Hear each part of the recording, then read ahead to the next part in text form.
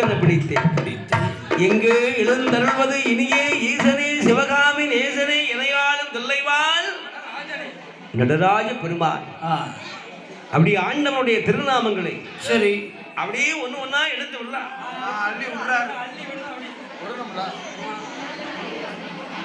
ஆண்டவன் திருநாமங்களை உரைத்து கொண்டு இருக்கிறாரே. சிவக்குழந்தை பூஜையை கண்டார்கள். தேவர்கள் ரொம்ப வியந்து அதிசயமாக பார்க்கிறார்கள். சிவக்குழந்தை பூஜையாரு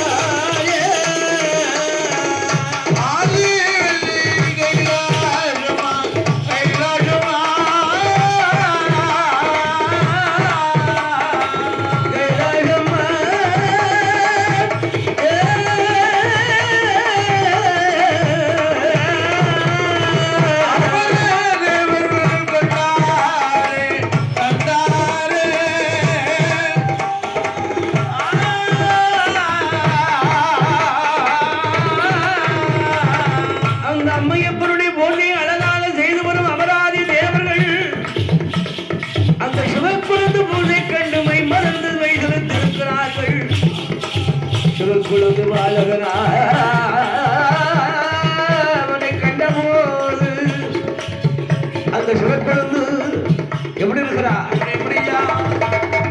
ஆண்டவனுக்கு பூஜை செய்கின்ற ஒரு மகிமை, அந்த பெருமையால் சிவக்குழந்து வாழகன் பெரியவரை கண்டால் அப்படி வணங்கி நிற்கிறார். வாங்கய்யா, வாங்க முனிவர்களே, வாங்க சித்தர்களே, ஞானிகளே, பெருமக்களை என்று கையெடுத்து வணங்குகிறார். அருமை சிவக்குழந்து பாலகனை கண்டு கண்டு கண்டு அந்த சிவக்குழந்தோட பெயர் புகழ், அவருடைய நன்னடத்தை, ஒரு மனிதனுடைய பெயர் எப்படி செய்த வாங்கும்? நல்ல பேர் நல்ல ஒரு முறையில் பக்குவமாக பெரியவருடைய சொல்களை கேட்டு நடக்கின்ற போது அதிலே ஒரு பேர் கிடைக்கிறது. கண்டிப்பாக நல்ல தொழில் வளங்களை சிறப்பாக செய்கின்ற போது அதிலே ஒரு பெயர் கிடைக்கிறது. ஒரு நல்ல வியாபாரம் பார்த்தா அந்த நுணுப்பம் எல்லாம் கண்டுபிடிச்சு அதுல ஒரு பேர் கிடைக்கும்.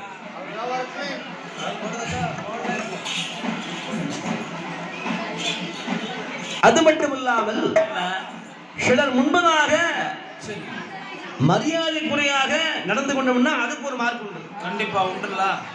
அது வந்து தப்பு மார்க். என்னைக்குமே நன்னடத்தை தான் பெருசு. தப்பு மார்க் வாங்கற ரைட் மார்க். ஒழுக்கம் விழுப்பம் தரலாம். ஒழுக்கம் உயிரினும் ஓம்பப்படும். வள்ளுவ பெருமான் உரைத்தபடி ஒழுக்கத்தை கடைபிடித்தால் அந்த ஒழுக்கம் நம்மளை உயர்வுக்கு கொண்டு சேர்க்கும். ஒரு மனிதனுடைய வாழ்வும் தாழ்வும் எங்கே இருக்கிறது? அவன் நாவில தான் இருக்கிறது. யா கவராயிரம் நாகாக்க காவாக்கல் சோகாப்பல் சொல்லிழுக்கப்பட்டு என்று வள்ளுவ பெருந்தகை சொன்னது போல் நம் பேசுகிற வார்த்தை என்ன பேசணுமோ தெரிந்து அறிந்து அப்புறம் பேசணும். பேசிட்டு முடிக்கப்படாது. கண்டிப்பாக 1000 முறை யோசிக்கலாம், ஒரு முறை முடிவெடுக்கணும்.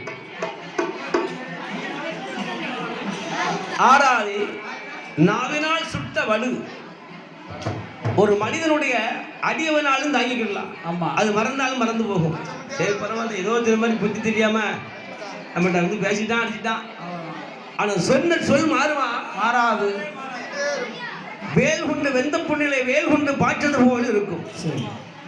அந்த அருமை அழகான பாலகன் சிவக்குழுந்து. யார் கண்டாலும் சிவக்குழுந்தை யாரும் வெறுக்க மாட்டாங்க. அந்த அளவுக்கு அவன் மேல மரியாதை வந்துட்டு. இந்த மதிப்பு மரியாதை வந்து கேட்டு வாங்கப்படாது, கொடுத்து வாங்கக்கூடியது. அவனுக்கு தானா கிடைக்கிறது. சரி, அந்த சிவக்குழுந்து பாலகனானவன் பேர் போக